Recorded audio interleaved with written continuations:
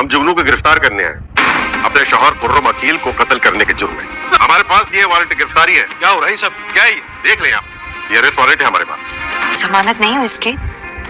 पूरे पूरे कत्ल का केस है पुलिस के पास।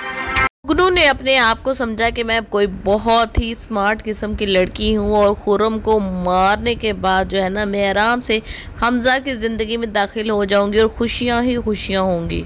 और इस ख्वाहिश के बीच आने वाली हर रुकावट को वो अपने घटियापन, मक्कारी और जलालत के साथ ख़त्म करने की कोशिश करती रही, लेकिन उसकी ये तमाम कोशिशें बेनकाब हो गईं।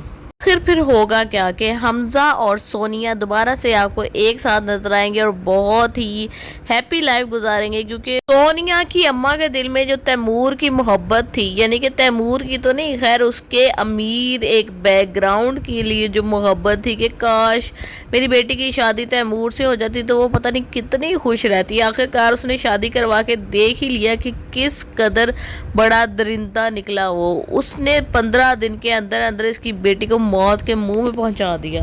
और फिर उसको ये ख्याल आता है कि हमजा चाहे गरीब था लेकिन उसने प्यार मोहब्बत से रखा हुआ था मेरी बेटी को, और मेरी बेटी कम से कम किसी किस्म की दरिंदगी का शिकार तो नहीं थी, वो आराम से सोती थी। उसे ये नहीं पता था कि इसके साथ कोई दरिंदा सो रहा है जो रात को इस पर टॉर्चर करना शुरू कर देगा या किसी भी टाइम कुछ भी करेगा।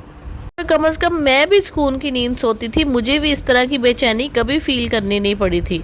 उससे बिल्कुल इस चीज़ की वैल्यू का अंदाज़ा हो गया है कि गुर्बत हो या दौलत हो, लेकिन अगर पुरसुकून है ना ज़िंदगी और मेरी बच्ची महफूज है तो इससे बड़ी और कोई बात नहीं। बेगुनाह खुर्रम को जिस तरह से इस घटिया जुगनू ने कत्ल किया था, जिस तरह से उसके साथ बेवफाई की थी, उस बेचारे के ट्रस्ट को कितने बुरे तरीके से इसने तोड़ा था।